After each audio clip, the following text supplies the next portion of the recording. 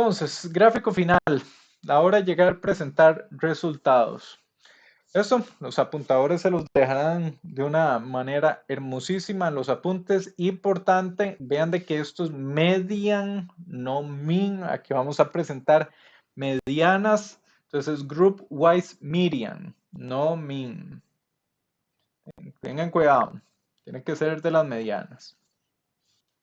Todo lo demás es similar a lo que hemos visto en ocasiones anteriores. Entonces, esto pues a la hora de hacer el group wise nos va a dar las medianas, los intervalos de confianza y nos va a permitir pues graficar, llegar al gráfico. Vamos a ver cómo queda este gráfico. Para desplegar las letras, este es un pequeño cambio que tenemos que hacer. Tenemos que agregar esta parte para poder desplegar las letras entre cada uno de los grupos. Típico de ggplot, esto que es bastante verbose, es nada diferente a lo que hemos hecho anteriormente. Nuevamente, tener claro que lo que estamos utilizando es el valor de la mediana. Tenemos lo demás. Un último cambio es que esta parte que tenemos acá es necesario para mostrar las letras. Esta es la parte donde mostramos las letras. Muy bien. Entonces mostramos las letras y llegamos a este grafiquito. Entonces, este gráfico es bastante interesante. ¿Por qué? ¿Qué notamos? Primero que todo, no hay bigote inferior en ninguno de los casos. Y uno de los casos ni siquiera tiene bigote superior. Lo primero que tenemos que tener presente es esto es un gráfico de medianas. Y lo que vemos en este gráfico de medianas se refleja en el group wise median. Vean lo que tenemos acá. Veamos para el algoritmo A. Algoritmo A dice que su mediana es 4, su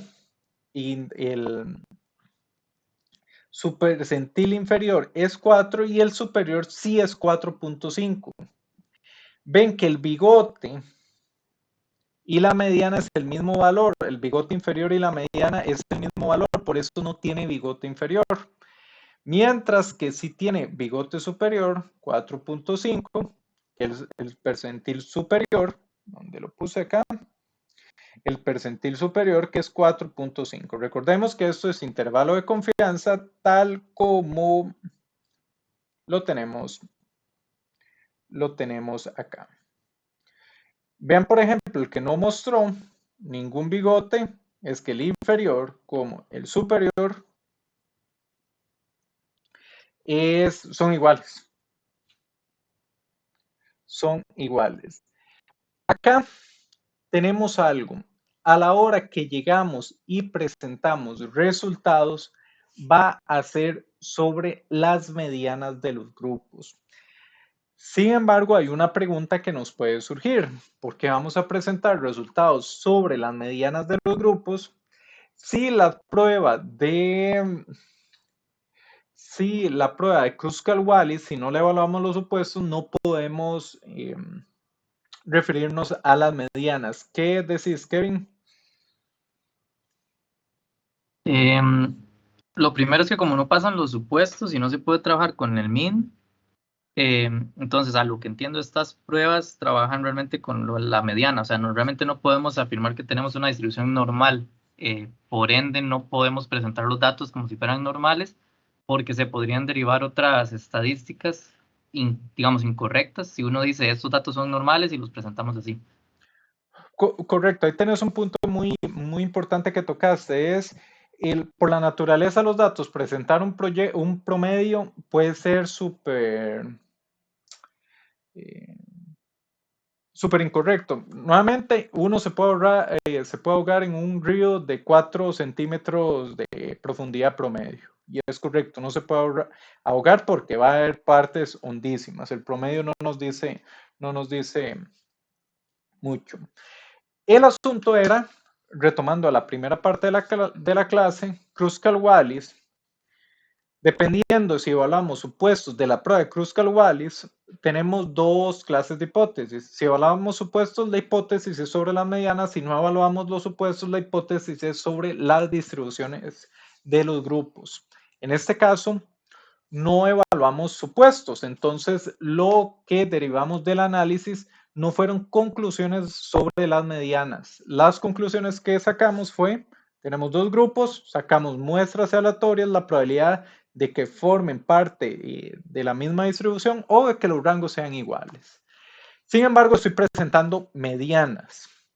La razón de eso es porque tenemos que visualizar los datos de alguna manera. En este caso, las medianas nos representan, por lo que mencionó Kevin, de una manera más certera que lo que estamos analizando, aunque las conclusiones que sacamos del análisis estadístico no es sobre las medianas.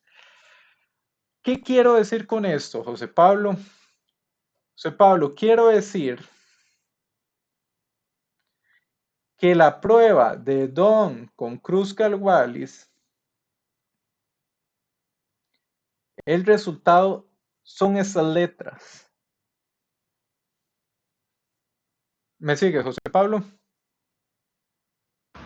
Sí. Ya solo con esto hubiéramos podido escribir en el paper y aplicando esas pruebas hay diferencia entre las distribuciones de los grupos. Y mostramos las letras, solo que la información, muy sin gracia mostrarlo en letras o mostrarlo directamente en p-values, no logramos visualizar. Si queremos visualizar este resultado, lo presentamos en un gráfico de medianas, aunque las pruebas no concluyen sobre las medianas. Las pruebas concluyeron sobre la distribución de los grupos.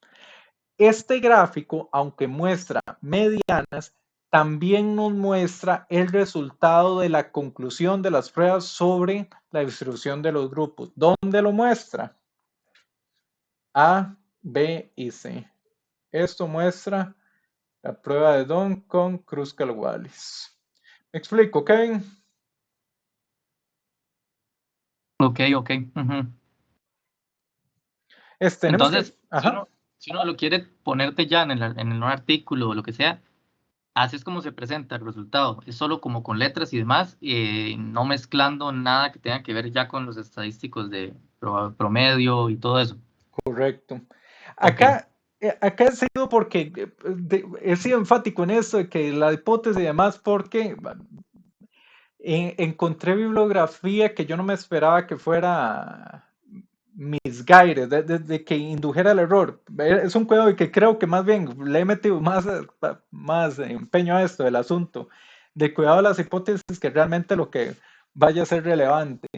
Pero sí, tal como lo dijo Kevin, a la hora que nosotros una prueba no paramétrica queremos visualizarlo, medianas.